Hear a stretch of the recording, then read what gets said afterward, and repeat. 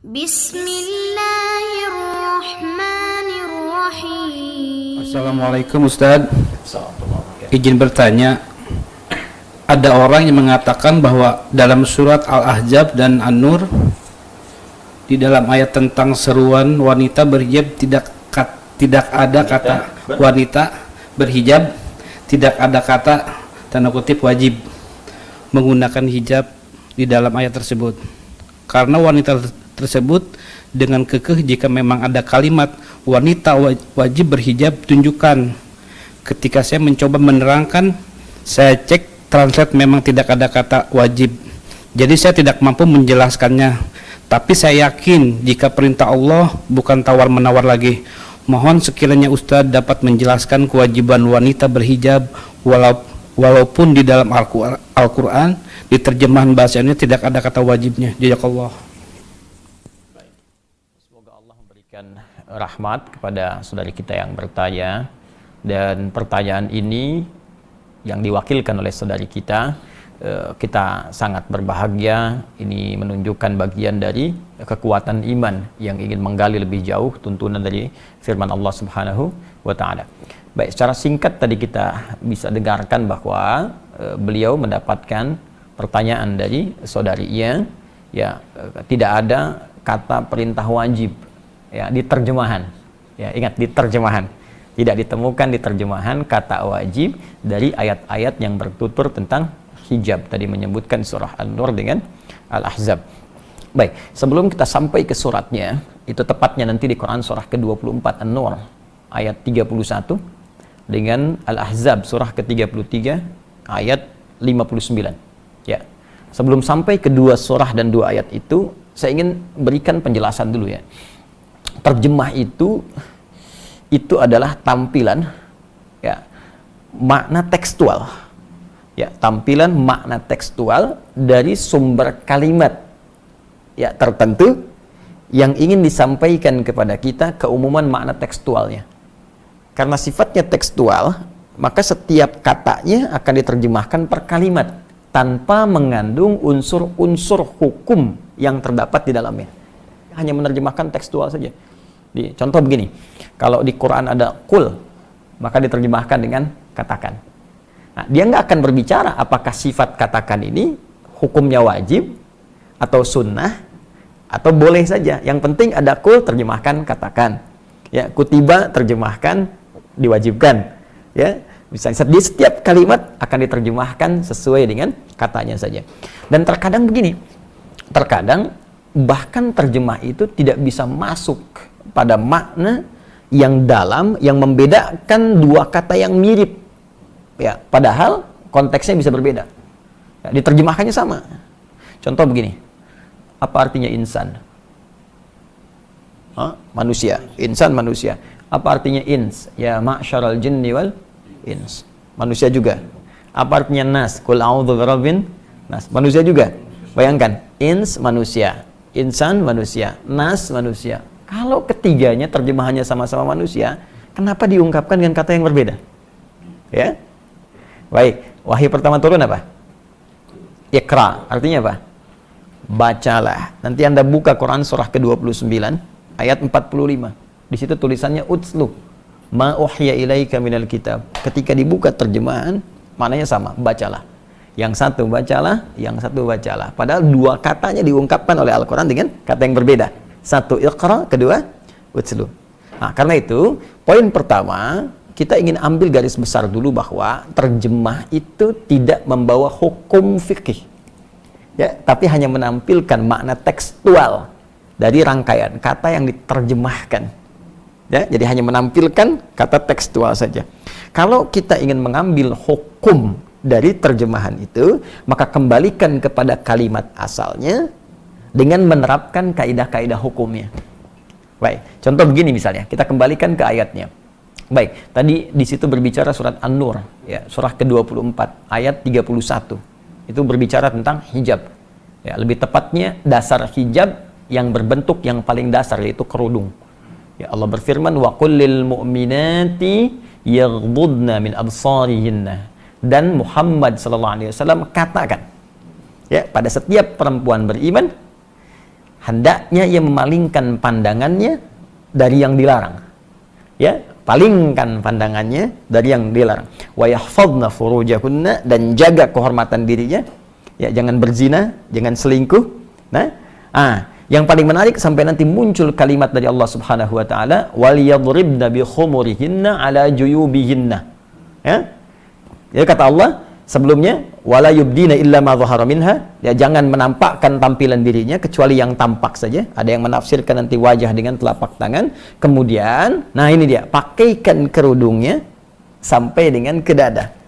Ya, sampaikan pada perempuan pakai kerudung, ya, batas paling minimalnya sampai ke dada. Kalimat Qur'annya ini berbunyi katakan, sampaikan. Kemudian jangan. Ya. Kemudian perintahkan untuk melakukan. Jadi bahasa Qur'annya itu kalimatnya, qul, katakan. Ya. Kemudian hendaklah. Nah, ini ketika ada satu kalimat dari atas, ya, kepada yang bawah, tingkat yang tinggi kepada yang rendah, ya, dari Allah Subhanahu wa taala tingkat paling tinggi kepada nabi utusannya, maka dalam bahasa Arab disebut amr sifatnya, perintah. So gini, saya pimpinan di perusahaan nih, ya. Anda karyawan. Saya katakan begini misalnya, tolong ke bawah, ya, baik, ambil teh di bawah, baik, maka sifatnya apa? Perintah kan? Tapi kan saya nggak katakan wajib, tidak kan? Saya katakan perintah, tolong ke bawah, ambil teh. Nah, ini Allah menyampaikan kepada Nabi, katakan pada semua perempuan-perempuan, palingkan wajahnya dari yang dilarang, jaga kehormatan dirinya, jangan berzina, jangan tampakkan bagian tubuhnya kecuali yang biasa nampak saja. Baik, ada yang mengatakan wajah dan telapak tangan, lalu pakai kerudung sampai ke dada. Baik, karena kalimatnya sifatnya perintah, walaupun tidak mengandung kata langsung wajib di situ, maka dikembalikan kepada dasar fikih. Dasar fikih itu produk pembentuk hukum. Ya, jadi kalau Al-Quran sumber hukum, kalau menjadi sebuah ketentuan hukum namanya fikih. Fikih punya dasar, namanya qawaid fikih. Ya, pokoknya disebut usul fikih. Bingung ya? Oke, karena itu nggak mudah. Jadi kalau belum paham kaidah, jangan bicara hukum. Ini biarkan ulama, ya. Sama kayak kita nyari obat kan, kita tanya dokter, ya. Terus dibikin ramuan. Jadi jangan semua orang bisa ngasih obat, ya. Semua ada spesialisasinya. Nah, maka di usul fikih ini ada kaidah berbunyi begini: al aslu fil amri lil wujub hatta yadullad dalilu ala khilafi. Ya, asal makna sebuah perintah itu mengandung hukum wajib. Ini tidak harus kalimatnya langsung berkata, saya wajibkan. Muhammad katakan pada umatmu, saya wajibkan. Tidak. Jadi setiap ada unsur perintah, ya, maka sifatnya wajib. Setiap ada unsur larangan, jangan. Ya, jangan itu kan perintah untuk meninggalkan, disebut larangan. Perintah mengerjakan, perintah meninggalkan. Perintah meninggalkan disebut nahyun, larangan. Perintah mengerjakan disebut amrun, lakukan. Ya, maka sepanjang ada kalimat dari Allah, kerjakan, lakukan, itu sifatnya perintah. Maka dalam kaidah dasar fikih, dasar hukum Islam, jika ada nada perintah, maka sifatnya wajib. Kecuali ada keterangan lain yang menjadikan kewajiban itu turun tingkat hukumnya menjadi sunnah atau mubah, standar. Nah, contoh, poligami. Kenapa ketawa? Kenapa ketawa? Misal, Quran surah keempat An-Nisa tentang poligami ayat 3, ya. Wa in khiftum alla tuqsitu fil yatama fankihu ma taba lakum minan nisa mathna wa thulatha wa ruba'. Ya. Jika engkau khawatir, ya, tidak mampu berlaku adil pada anak-anak yatim ini ketika engkau ingin menikahinya, ya, dalam hal perawatannya, maka perintah sifatnya nikahi, kata Allah. Silakan nikahi. Ya, untuk bisa membantu merawat mereka, kamu boleh nikahi. Bisa 2, 3, atau 4.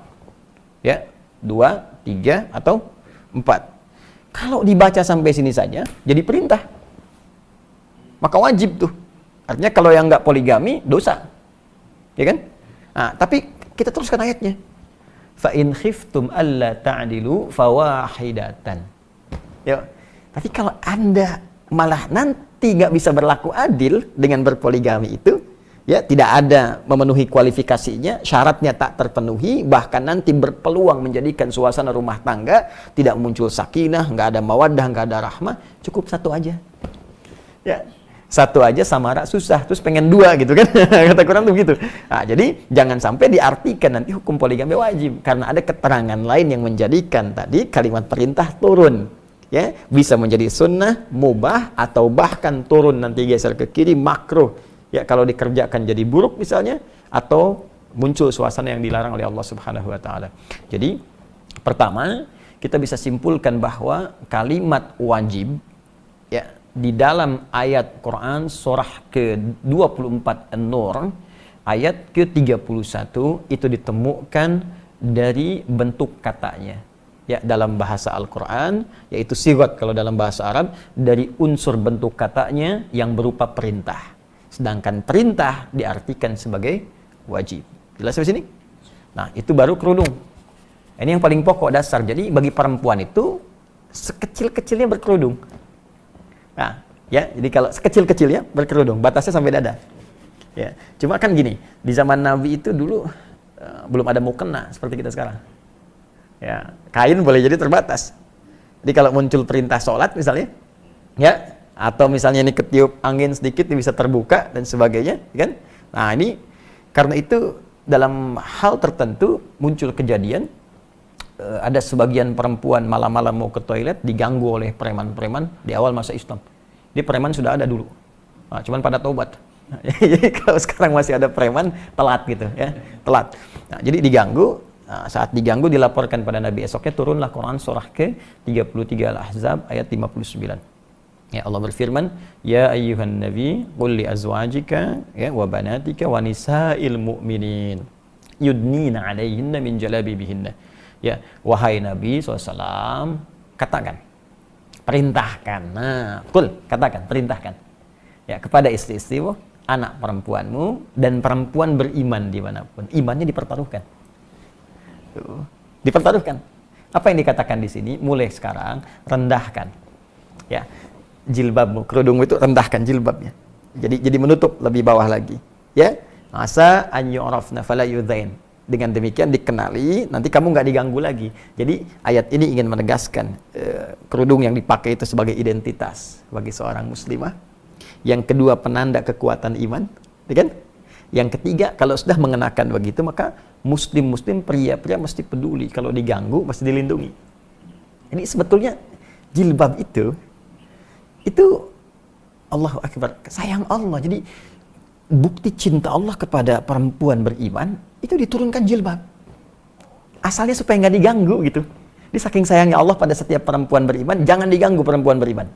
Ya, dari mana kita tahunya ya Allah dia beriman? Lihat, berjilbab nggak? Ini identitas pertamanya. Di sepanjang Anda menemukan yang berjilbab diganggu, bantu mereka.